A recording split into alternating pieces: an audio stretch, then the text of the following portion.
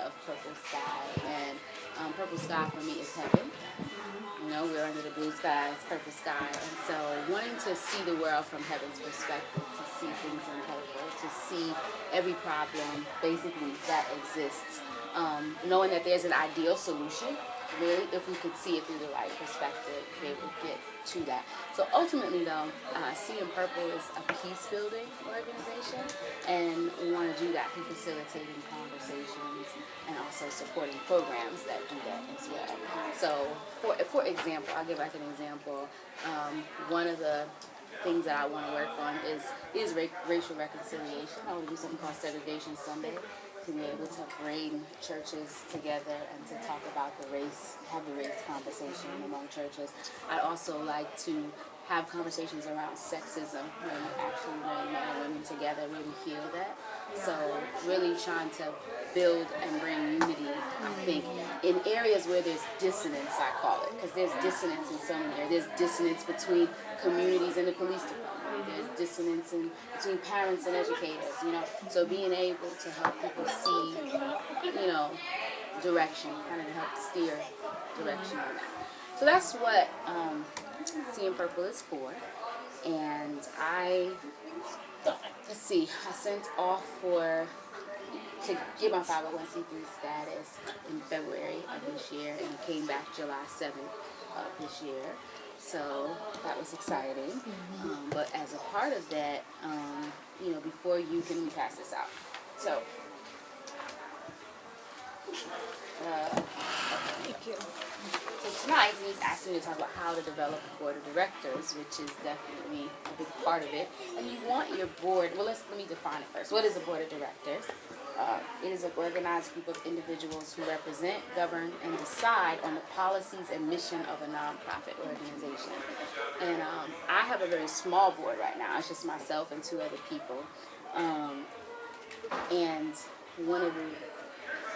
in order to start, that's a little bit further down, but in order to even file for your 501c3, you have to have board members. They ask for it on the application. At least 3. They want to know who's the president, who's the secretary, and who's the treasurer. So you at least need to have 3 individuals. A lot of times people will put down, say, like their mom, if they don't have a lot of people, but you do have to put down names and provide bios for whoever your board of directors are, even to file the application. So number 2 is who develops a board of directors. Pretty much the founder. You know, it's nobody but you in the very, very beginning. But once you've actually selected your board members, the board itself will go over we'll kind of come up with the policies and procedures of how to get new board members and kind of develop what that process is. And so it becomes it is the governing body. I think that's something people don't necessarily often realize. No one owns a nonprofit organization. Even if you're the founder or whatever was your idea, you still don't necessarily own the nonprofit organization. And you're not in charge, really. It's the governing body in and of itself. They're the ones that make the decisions. They hire the executive director. You know, many executive directors complain, though, because they have to push the board to get things done, versus the board being the ones that are actually taking the leadership. That's what you don't want. That's what you don't want. You don't want a inactive board or a board that's just kind of la-di-dee, la-di-da. You want them to, you know, just to have something on paper. Yeah, like you want them to actually do what it is they're supposed to do. So, like right now, I have 3 board members. It's myself. It's 2 people that I know, that I'm friends with, that I have a relationship with, but are also pretty qualified at the same time. So, one of the young ladies on my board, she writes strategic plans for other nonprofit organizations. And she also does communication plans for other nonprofit organizations. So she's pretty good at that. She fundraises for other nonprofit organizations. So just really in touch with the development community here in Atlanta, Georgia. So that's really good. She's done a lot of outreach in the communities, in diverse communities, worked in the hood, worked for churches. So I just feel like she has the spiritual maturity as well for what I'm trying to do, and understands that.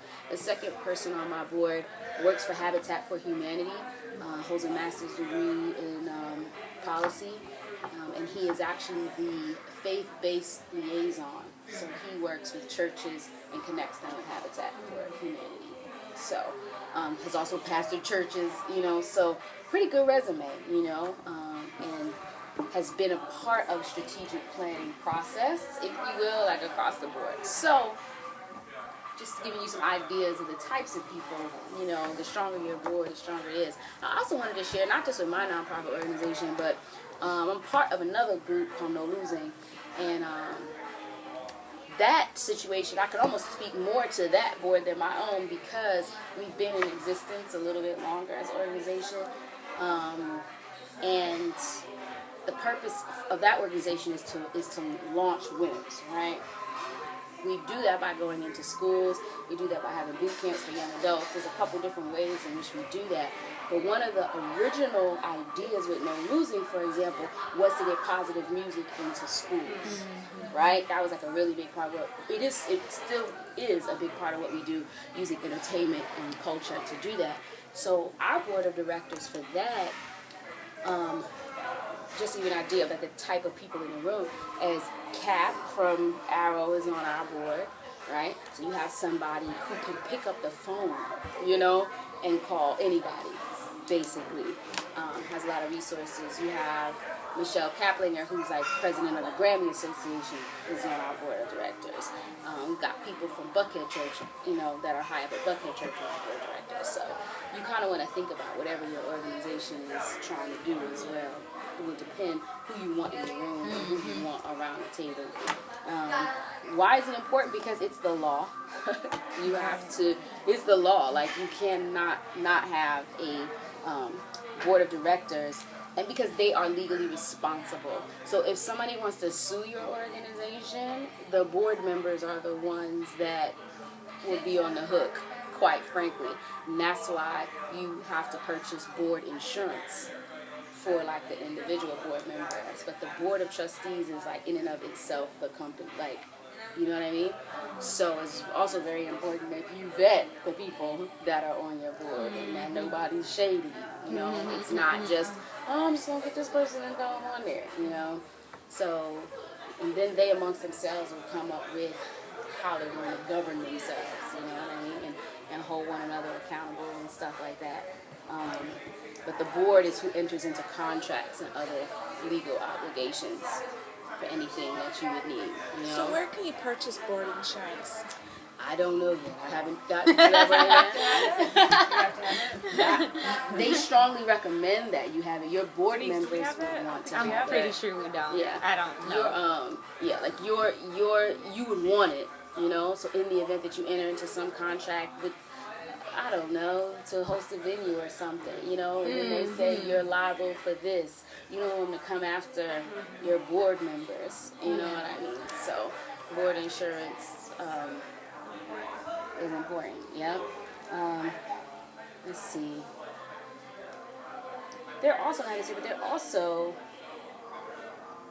When is a good time to establish your board?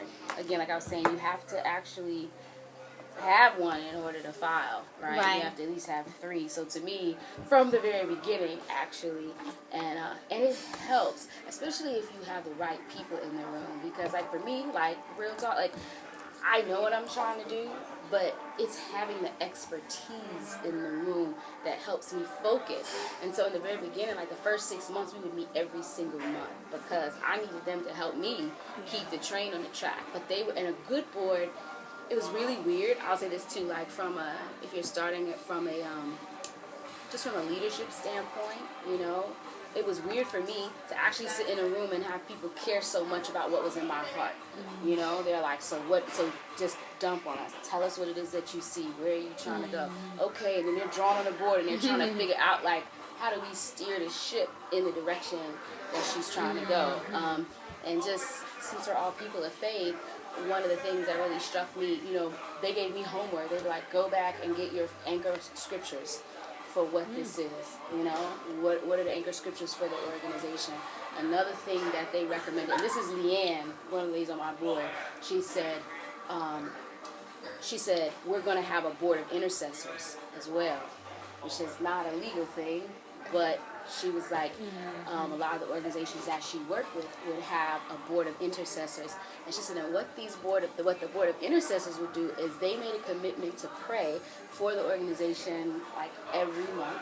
And if they got anything prophetically, if they saw anything, they would email it. They would give like an email report, and wouldn't talk to each other necessarily, but just give it to the board. And she said how many times when they had to make really big decisions, they would go to what has God been revealing to me. I thought that was like, that's not in any book, but I think that spiritually it's a really great tool to have, So, let's see.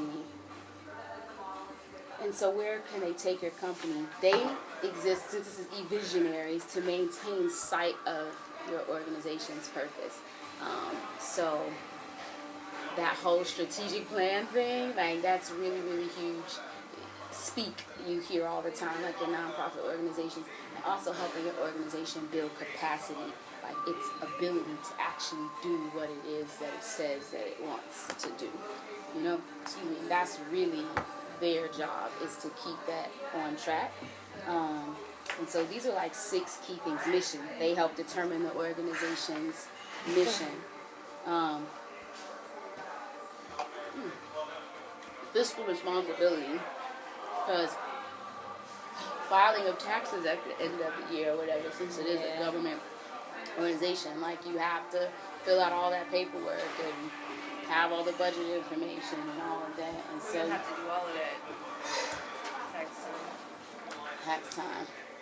Bianca's responsibility. She's a financial Exactly. person. Right. And so that too, like as you're building your board, you want to have people who you want to have somebody who's going to be the treasurer, or that's going to have accounting, somebody who may have marketing capacity, or and again, depending on what the mission is, somebody that might be in education, like on No Losers Board, we have people who are in education as well, because they can just speak to whatever it is strategically that we're trying to do. And it's just amazing how the resource that the people are themselves, like what they contribute to the vision of a thing. So like even like the guy from Buckhead Church, for example, they're so well connected with Catalyst and the Catalyst Conference. You know what I mean? So how they do all of their messaging and set everything up. Now we have that resource at the table as we try to plan things. Fundraising, that is like probably the number one big. Can you open that door for me? I should be like, no, walk around. I know she gonna come break up the meeting. I know. Is that the chemo? Yeah. I think Sharice is coming too. I think that's her pulling up. Hey. You missed everything. Hey. We're at the bottom. So you need to read this in detail because you might have questions. is fundraising is a really big part. You have to. That's a big part of being a board member. Is that you either have to make a board, you either have to give money, and many times you set that. You say, okay, your board commitment this year is you got to give $2,000. So you either have to give it or you have to raise it. So, but you got to come up with it. So you want to set a goal. Yes. A monetary goal. A monetary goal that every board member is responsible. To. Yeah. Exactly. We do need to do that. So then every board member sets a financial goal, and then that board member is responsible for coming up with that money, regardless if they give it themselves or if they That's fundraise. right. So it's usually an equal goal. Right. So it's like, this is the goal. Do we agree that this is the goal? You know what I mean? This is the goal, and then you either have to give it or raise it. So if there are if say the goal was $10,000 and there are 5 members, then the goal for each would be $2,000, regardless if they fundraised $2,000 or if they just gave $2,000 out. Right. Okay. And your board can be really big. I think I'm bouncing around a little bit, but your board can be really big. You know, it could be 3 people, it could be 15 people. You know what I mean? And you have different types of board members. You know, like you have board members. I recommend having board members that are going to be really active, that are really going to show up and go hard in the paint. But sometimes you have board members that are name-dropping type of board members. I mean, you just do. You know what I mean? Like, I forget the guy's name that's over Catalyst, but he's like on our board. But because he's so busy, he can't really necessarily come to all the meetings. But if we need something, right, you can pick up the phone and say, hey, this is what I need. And they can mobilize certain things for you. So there are those instances, clearly, you know, when you have a board. But for the beginning, like, you may want to have people that are actually going to roll up their sleeves, you know, work the strategic plan out thing with you. You know what I mean? Let's see. Oh, here's another thing too. When you're looking for board members, I'm gonna come back down to this list. When you're looking for board members, this is something that I did. The United Way in Atlanta has something called VIP, and basically what they do is they train professionals to become board members, to sit on boards of directors, because they wanted to increase the diversity of the boards of directors across greater Atlanta. So that's what they do, is they recruit potential board members. Once you go through the training, they have like board recruitment fairs. Like, I have a thing here from, I'll pass this around. This was from like 2012 when I did this. But you'll see it actually lists different nonprofit organizations who were looking for board members. And so that all of us would show up and be interviewed, basically, to see whether or not we agree with the various missions. They vet us, so to speak, to say, okay, are you the right fit for our board? So that's a great resource as well. And they go through everything that a board member would have to deal with. So I think it's, you know, if you're interested in it, even as a person starting a nonprofit, it's good to kind of understand what you would expect From a board member, yeah. a board member, exactly. Okay. So the fundraising part is really huge. Human resources, in that they select, evaluate, and terminate the chief executive or like your executive director. That's who they deal with. That's who they hold accountable. So like the organizational chart of the nonprofit is that. It's like the board sits at the top. There's the chairman of the board of directors, the executive director reports directly to the board, and then the staff reports to the executive director. So all the usual suspects, the program manager, your marketing person, or whatever, and then your volunteers are at the bottom. Communication, develop a communication link to the community. And a real big part of that is just, you're like the chief brand representative. You're always working in that regard. You know what I mean? So it kind of plugs back into, I guess you would say, fundraising, but just that's what you're doing. You know what I mean? Like, you represent that organization when you're in the community. And again, the legal side of everything, making sure that we're on the up and up, really. You know, and you're not getting sued. I thought that was The IRS is not coming in. Happy birthday. Happy birthday. Oh, yes. Any questions so far? I have a couple questions. Okay. I'll do my best. So, like, what's the time frame for a board member? Are you assuming they're going to be a board member forever, or is there a termination process for them as well? Very good question. If you flip the page over. I don't have the game. No, it's good, because I was actually going to. Hold on, y'all. Excuse me. Tips for board recruitment. Very first thing, determine what type of commitment you will require.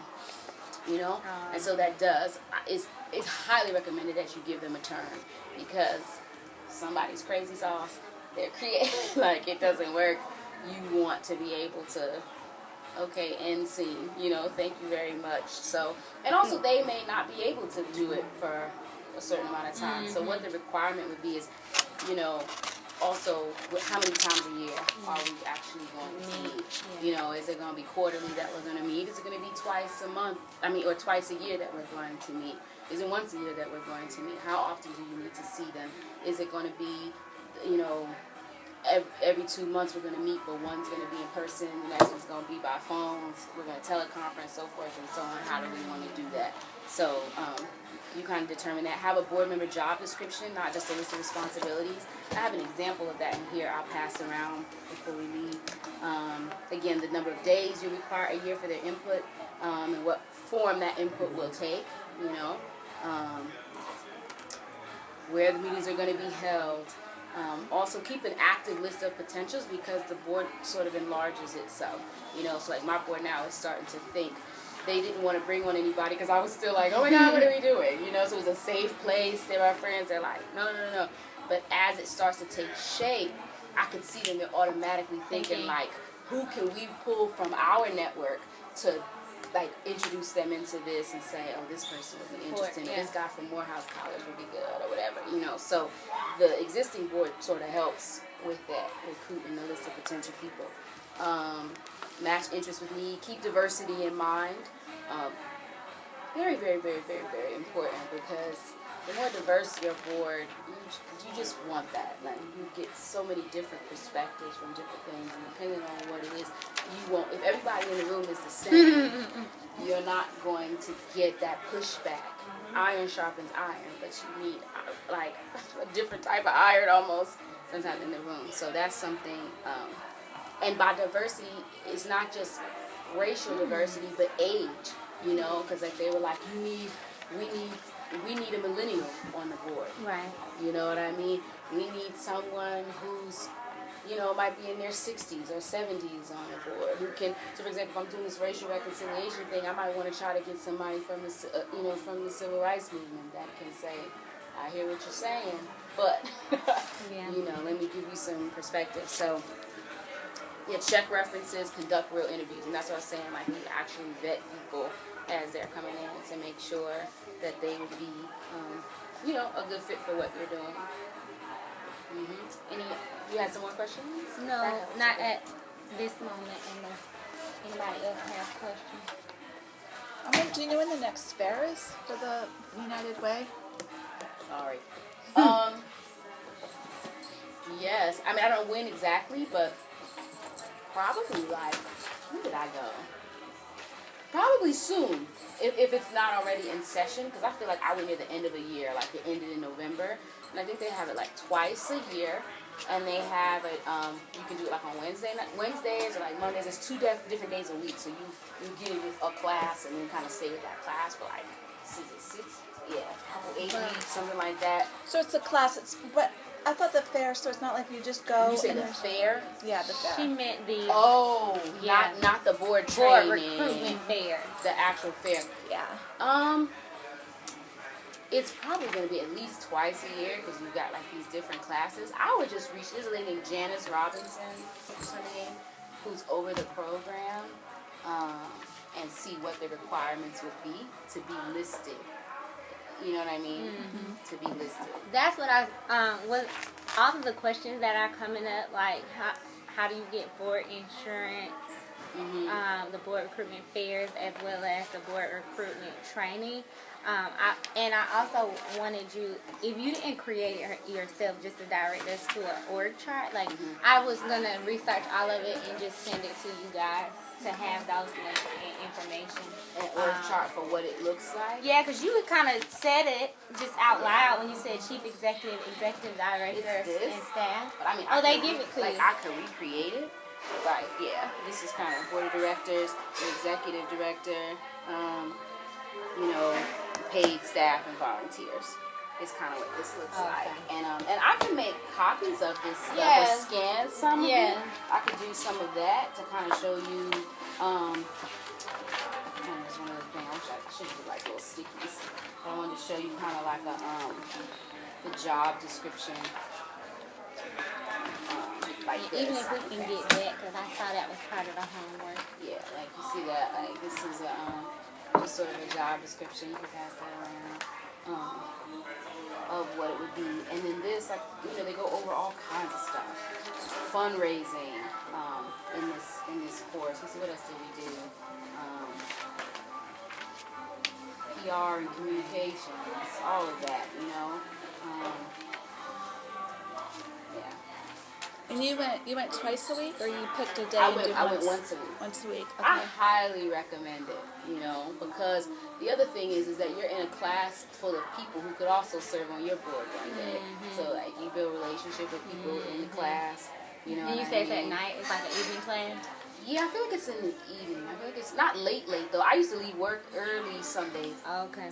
Just to go. But it started at probably like right at 5 or something. I don't remember.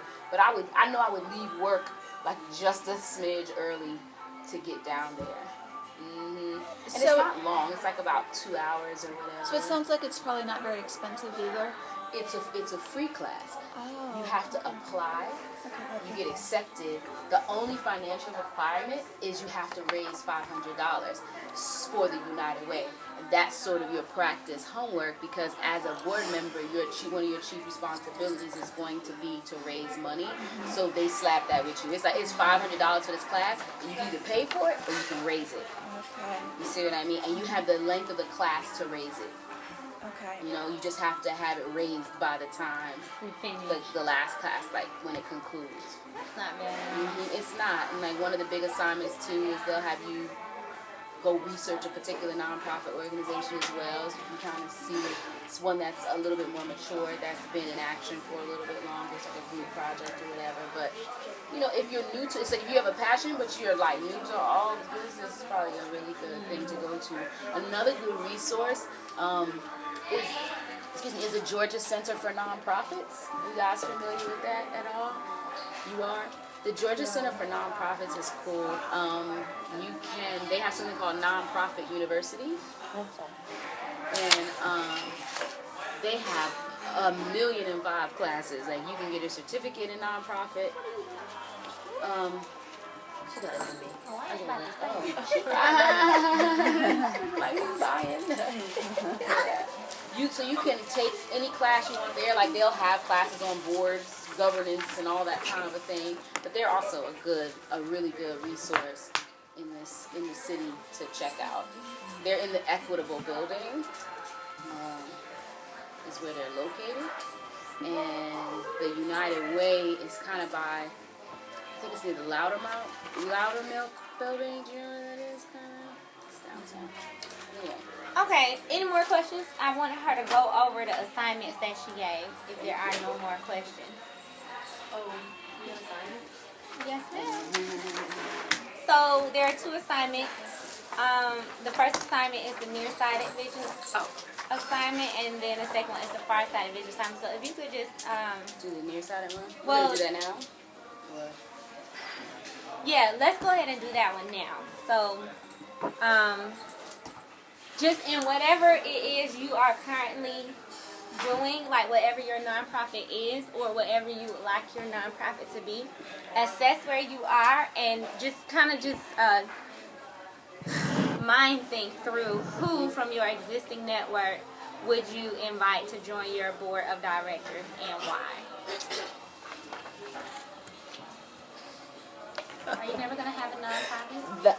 I don't see one for me, but I just work with like Kima or like, my sister or something like that. I still think that you're going to need a team at some point. So could you think about who would be on your team? How about that? Because it's a real big part of team building, or even a board of advisors. Yeah. Because it doesn't, you may not have a nonprofit and have a legal requirement for one, but even like for Raising Kings, I'm like trying to get a board of advisors together because you just want professionals to speak into your vision and to help you leverage certain resources, quite frankly, so I think it'd be a good. I have a question. I don't know if I came, because I came in late, I don't know if it's but how soon will you need a board of directors when you start a nonprofit? Yeah, in order to even... It's okay, I just want to underline it. Go ahead. Oh, okay. in order to even file for your 501c3, you have to list their names on the application and provide a bio for them. For at least 3 people. For at least 3 people. So Can you tell me what you said some people do just to... some people may use family members or people that they're close to, you know what I mean? Like, for my board, but you know, ideally, if you have people that you really feel strongly about, you know, to be kind of on your board, you put them down. I mean, like I was down as the president, you know, that's probably you. So really, you need to find like 2 more people. Oh, okay. You know, like you could be the You president. can put yourself as a You board can put member. yourself as a board member, yes, but then you're gonna at least need 2 more people in their bios and stuff. So you guys have people kind of in your mind that you think could help, because ultimately you want people that can help steer the vision, you know, and that they're going to fundraise, that they're going to participate, you know, that they know a little bit about it. I strongly recommend having somebody in there who has some experience with it, working inside of a nonprofit organization, you know what I mean, and understands kind of the process of one, the process of strategic planning, what all that looks like, if you can. It's been great for me, but also very